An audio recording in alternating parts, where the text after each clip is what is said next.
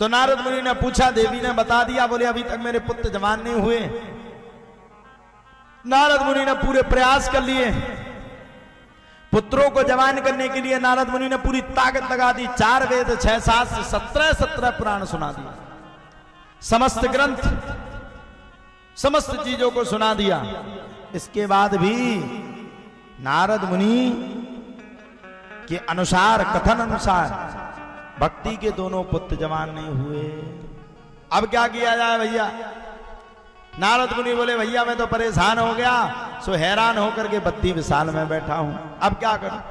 नारद मुनि से ऋषियों ने कहा, बोले नारद मुनि जो तुम्हें करना चाहिए वो तुमने किया नहीं, और जो नहीं करना चाहिए वो तुमने कर लिया। बोले क्यों? बोले व्यक्ति को हुआ वो पी लिया और लगा दो इंजेक्शन मलेरिया का, वो तो मर ही जाएगा। अच्छा याद आ गया मैं मलेरिया से कोरोना का समय। जय हो भगवान। एक समय 2020 की डेट में बड़ा खतरनाक आया कोरोना।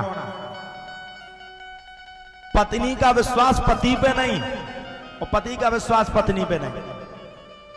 अगर पति ने अगर 2 बार भी छींक दिया तो पत्नी ने वॉशरूम में जाकर के फोन लगा दिया, हेलो सर ले जाओ, टांग ले जाओ उन्हें। और पतो तो जब चलो जब भी टंगे चले गए। उन्होंने पूछा साहब एक बात बताओ, जा तो रही है अस्पताल, अब लौट के तो आना नहीं, लेकिन एक बात बताओ कि ये शिकायत आपसे किसने की थी कि हमें कोरोना है? अरे बोले कोई और नहीं, जिन्हें धरो तो छाती पे। आओ भाई चले गए।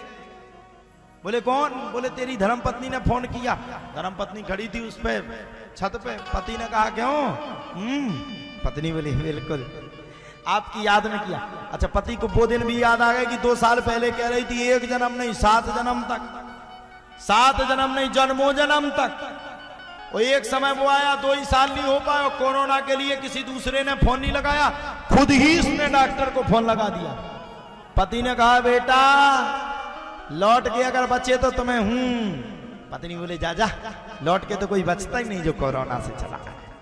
कोरोना में सब जगह से व्यक्ति हार गया, अस्पताल से, घर से, द्वार से, परिवार से, मोहल्ला से।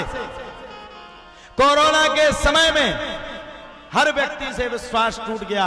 अंत में यही बात कही गई कि जाओ जाकर के अस्पताल को छोड़ो, जाकर के भगवान की शरण में जाओ। अब तो भगवान ही बचा सकता है, कोई दूसरा बचा ही नहीं सकता है। वो दिन याद थे, वो समय याद था। इसलिए भैया किसी के चक्कर में मत पड़ो।